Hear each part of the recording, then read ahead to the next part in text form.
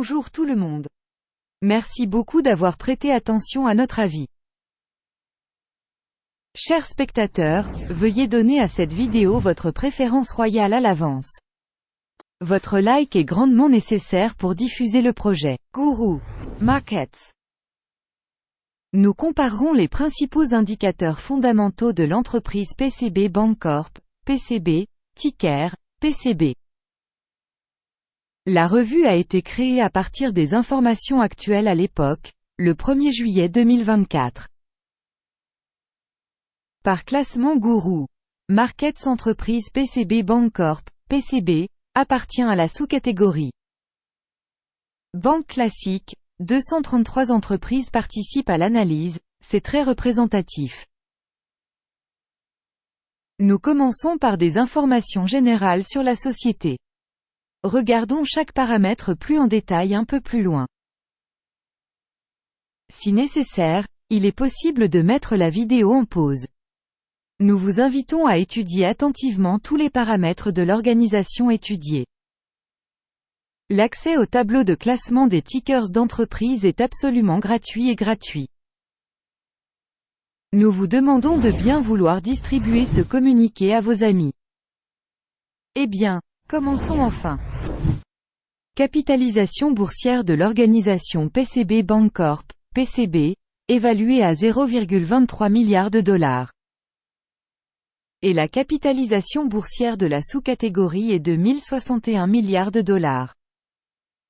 PCB Bancorp, PCB, représente une part de 0,022% et est l'une des très petites entreprises de la sous-catégorie. La capitalisation du bilan de la société est de 0,28 milliards de dollars.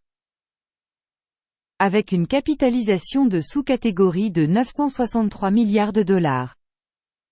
PCB Bancorp constitue une part de 0,029%. En comparant les parts de capitalisation boursière et de bilan, on voit ce qui suit. Partager PCB Bancorp, dans la sous-catégorie en cas d'évaluation de la capitalisation boursière est de 0,022%. La valeur comptable est de 0,029%. C'est 32% de plus que la part de la valeur d'échange. Évaluation de la part de marché de l'entreprise et de la capitalisation du solde dans la sous-catégorie. Bien, 1 point. Les dettes de l'organisation analysée s'élèvent à 0,056 milliards de dollars. La dette par rapport à la capitalisation comptable représente 20% du capital. Résultat sur le niveau d'endettement de l'entreprise. Bon, 1 point. Le rapport entre la valeur boursière de l'entreprise et son bénéfice est de 9,3.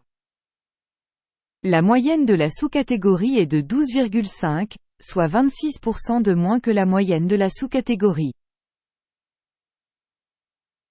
Évaluation de la valeur marchande à son profit par rapport à celui de la sous-catégorie. Bien, 1 point. Le bénéfice des 12 derniers mois était de 25 millions de dollars. Les bénéfices projetés pour les 12 prochains mois devraient être de 25 millions de dollars. Soit 0% de plus actuellement. Évaluation des bénéfices futurs projetés par rapport aux entreprises de la sous-catégorie. Bon, 0,5 points. Le solde prix, revenu de l'entreprise est de 1,4. La moyenne de la sous-catégorie est de 1,4, soit 0% de plus que la moyenne de la sous-catégorie. Évaluation des indicateurs de la valeur d'échange de ces revenus par rapport aux indicateurs de la sous-catégorie. Bon, 0,5 points.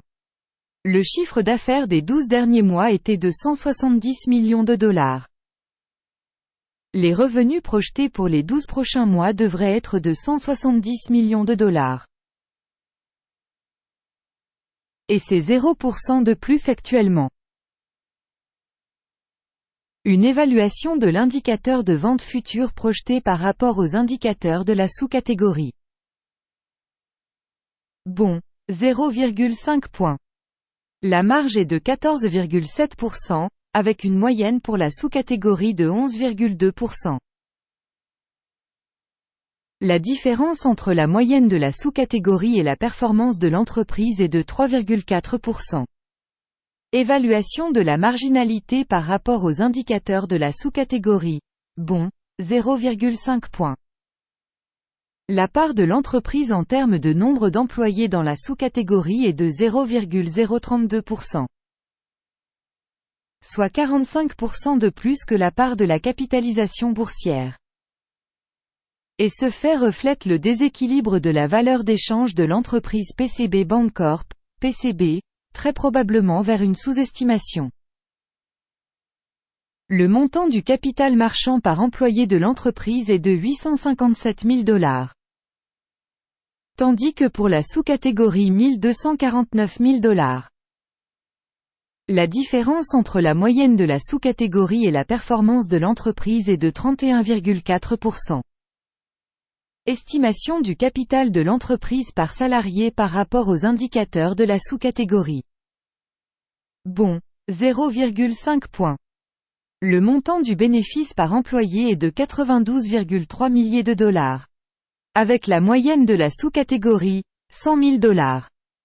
La différence entre la moyenne de la sous-catégorie et la performance de l'entreprise est de 8%. Estimation du profit par salarié par rapport aux indicateurs des entreprises de la sous-catégorie. Tolérable, 0 points.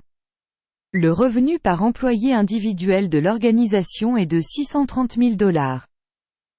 Par sous-catégorie 890 000 $. La différence entre la moyenne de la sous-catégorie et la performance de l'entreprise est de 41%. Estimation du chiffre d'affaires par salarié de l'entreprise par rapport aux indicateurs des entreprises de la sous-catégorie. Tolérable, 0 points. Les actions sont courtes de 0,4%, avec une moyenne de sous-catégorie de 1,9%. Il s'agit d'un indicateur d'un éventuel risque de short squeeze. Indicateur RSI, 14, montre un niveau de 70% pour l'entreprise PCB Bancorp. Pour la sous-catégorie, le niveau RSI, 14, est d'environ 59%. Potentiellement, les actions de la sous-catégorie sont valorisées à un niveau inférieur à PCB Bancorp, PCB. Comparez l'évolution du cours des actions d'une entreprise PCB Bancorp, et partage de sous-catégories. On voit qu'au cours des 12 derniers mois les actions de la société PCB Bancorp, PCB, a montré un changement de 9,7%. Contre les changements de prix dans la sous-catégorie 13,7%. Cela ne dit rien sans ambiguïté, mais vous devez garder ce fait à l'esprit. Le résultat est le suivant. 5,5 sur 10 points. Le résultat moyen pour la sous-catégorie est de 1,5 points. Si vous regardez globalement, sur l'ensemble du marché américain. À noter que la note moyenne du marché dans son ensemble est de 0,4 points. Contre le score de l'entreprise de 5,5 points PCB Bancorp. Allons au tableau de commande, il est disponible.